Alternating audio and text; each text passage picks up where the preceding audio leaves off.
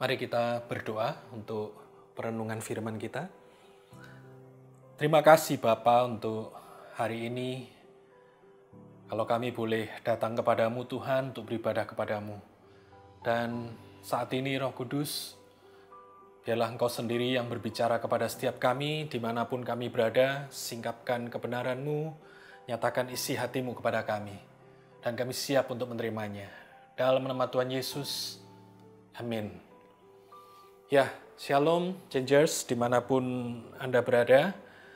Ya, hari ini saya ingin membagi satu perenungan firman untuk kita mulai kembali lagi melihat kepada tentang kerajaan Allah. Nah, kenapa melihat kembali kepada kerajaan Allah? Karena saya ingin mengajak saudara-saudara sekalian dimanapun Anda berada saat ini, ya, bahwa kondisi saat ini adalah kondisi yang penuh sekali dengan goncangan, penuh sekali dengan ketidakpastian, ya, kondisi yang sangat tidak enak. Bahkan mungkin banyak di antara kita yang sempat mengalami keterpurukan, sempat berkeluh kesah, ya, sempat mungkin protes. Ya, kenapa berkeluh kesah, kenapa protes? Karena mungkin ini adalah kondisi yang sama sekali tidak pernah kita harapkan. Ya, sama sekali tidak pernah kita mimpikan untuk terjadi. Mungkin saudara-saudara ada yang sudah punya mimpi tahun 20 ingin lakukan apa, ya. Di awal tahun kemarin, di awal tahun bulan Januari mungkin saudara sudah punya resolusi atau bahkan mungkin Desember tahun 19, ya, saudara sudah punya resolusi apa yang akan saudara kerjakan. Ya, atau mungkin saudara yang lulus kuliah, saudara sudah punya cita-cita, ya, punya hal apa yang akan dikerjakan. Tetapi ternyata dengan berjalannya waktu, kondisi yang tidak pernah diinginkan, kondisi yang tidak pernah dimimpikan terjadi. Dan sampai pertengahan tahun, bahkan ini sudah mulai masuk ke semester kedua, tidak menunjukkan kondisi yang membaik. Ya, bahkan kondisinya mungkin lebih cenderung terus menurun. Ya, kenapa saya bilang cenderung terus menurun? Karena berita-berita tentang resesi sudah mulai terjadi. Ya, negara ini resesi, disusul negara itu resesi, negara yang lain mulai lagi resesi, sehingga bayangan untuk melihat bahwa kondisi segera membaik seakan-akan masih tidak ada kejelasan. Ya, seakan-akan masih tidak menentu. Kita tidak tahu kapan hal itu akan terjadi. Mungkin saudara sudah punya bayangan kau akan bekerja sesuatu, ya, apalagi bagi yang sudah lulus. Ya, mungkin kau sedang saatnya happy, ingin menggapai cita-cita, tetapi ternyata mungkin semuanya harus pupus. Ya, mungkin kau sudah punya perencanaan karir, perencanaan bisnis, ya, mungkin perencanaan apapun juga, tetapi sekali lagi semuanya harus pupus begitu saja. Ya, kenapa saya bilang pupus? Karena itu seakan-akan tidak bisa dipending. Tidak bisa dipending, oh ini bulan sekian akan saya lakukan. Tidak bisa. Tetapi seakan-akan dunia saat ini seperti sedang ditekan tombol reset dan semua harus kembali dari nol. Kemampuan kita beradaptasi itu sangat menentukan untuk kita bisa berespon dengan baik atau tidak. Ya, dan kalau kita sudah bisa beradaptasi, maka tentunya kita harus mulai menata kembali, ya, pekerjaan kita dari bawah, menata kembali karir kita dari bawah, ya, semuanya seperti dimulai kembali. Nah, mungkin saja kita ada yang kecewa dengan kondisi seperti ini. Mungkin ada yang protes. Ya, mungkin ada yang merasa tidak terima. Ya, kenapa hal ini terjadi? Padahal saudara mungkin sudah punya banyak sekali mimpi. Dengan kata lain, kondisi buruk sedang terjadi, kemampuan beradaptasi kita dibutuhkan, tetapi seakan-akan kapan ini selesai, kita tidak tahu. Ya, dan mungkin beradaptasinya juga bisa kelihatan sangat ekstrim. Ya, meskipun orang sudah lulus S1, mungkin lulus S2, tetapi pekerjaan apapun juga saat ini harus mau, ya, tidak lagi bisa milih-milih. Ya, pekerjaan apapun juga harus mau. Ya, mungkin aja ada yang harus beradaptasi, mungkin ada yang menjadi kurir, mungkin belajar masak, ya mungkin jadi reseller, ya mungkin lakukan jual masker atau jual apapun yang bisa dilakukan.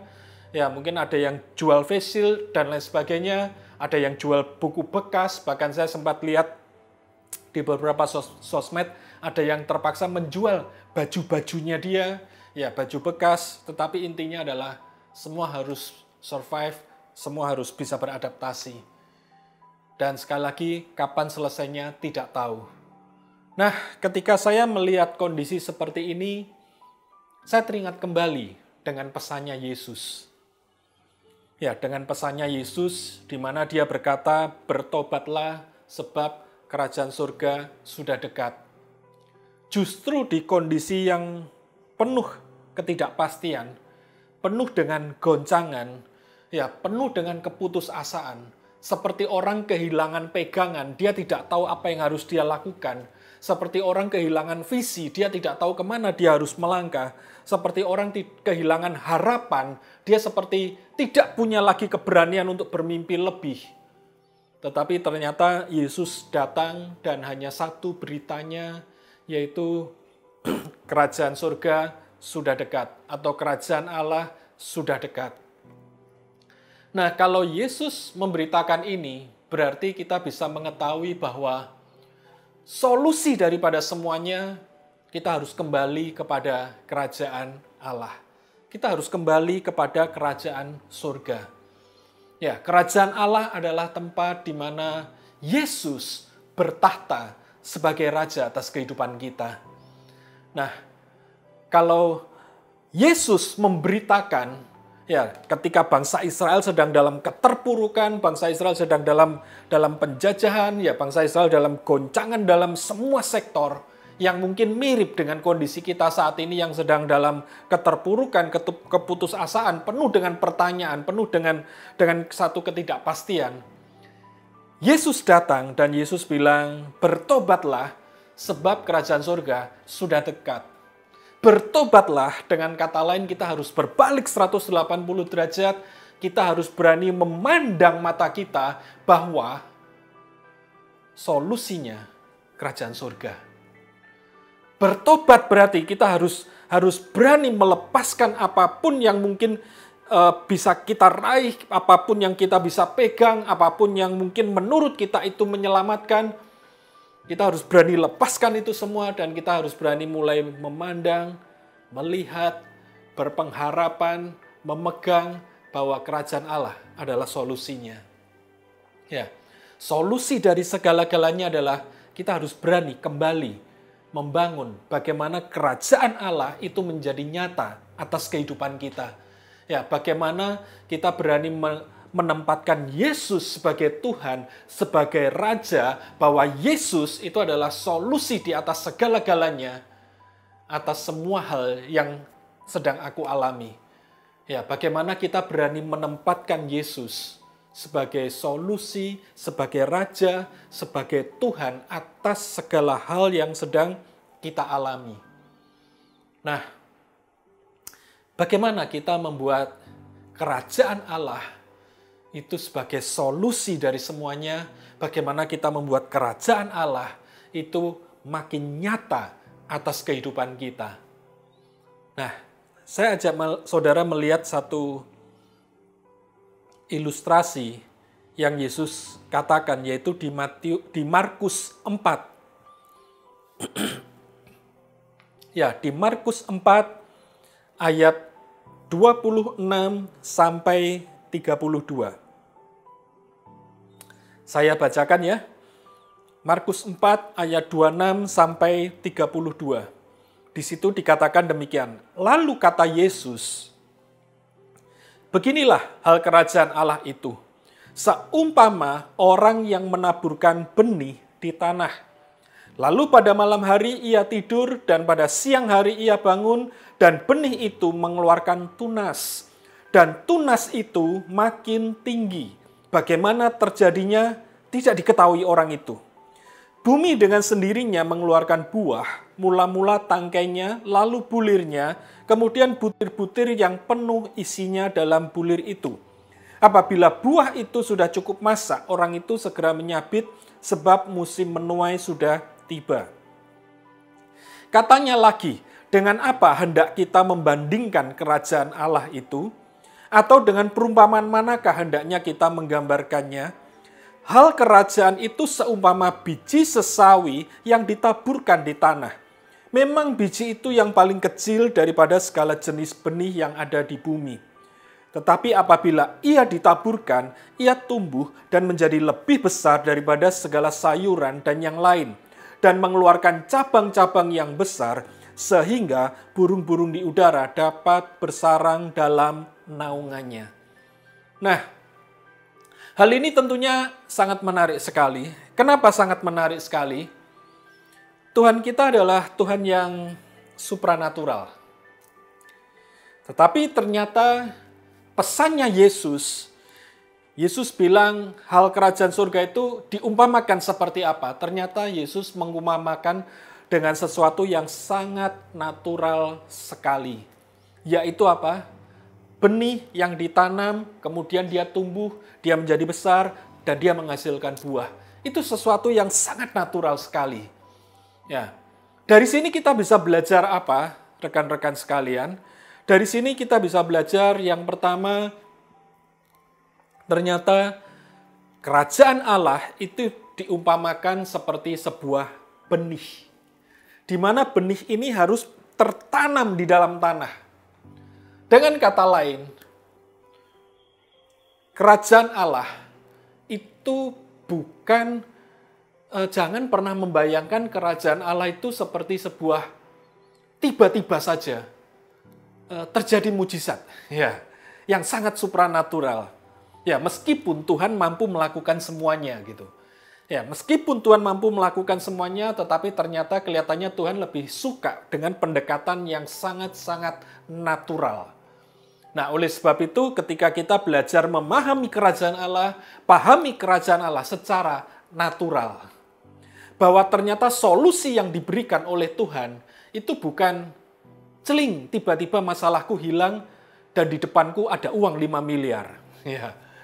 Tiba-tiba celing, masalahku hilang dan kemudian masa depan saya tiba-tiba saya langsung menjadi direktur misalkan dari sebuah perusahaan. Ya. Ternyata Tuhan tidak memakai cara-cara yang seperti itu. Tetapi Tuhan memakai cara-cara yang sangat-sangat natural sekali lagi. Bahwa yang pertama benih itu harus tertanam. Kalau kerajaan Allah adalah seperti benih, hampir semua orang itu tidak pernah menghargai yang namanya benih. Hanya para petani, hanya tukang kebun, dia yang bisa menghargai sebuah benih. Bahwa dari sebuah benih ini akan menghasilkan banyak. Ya.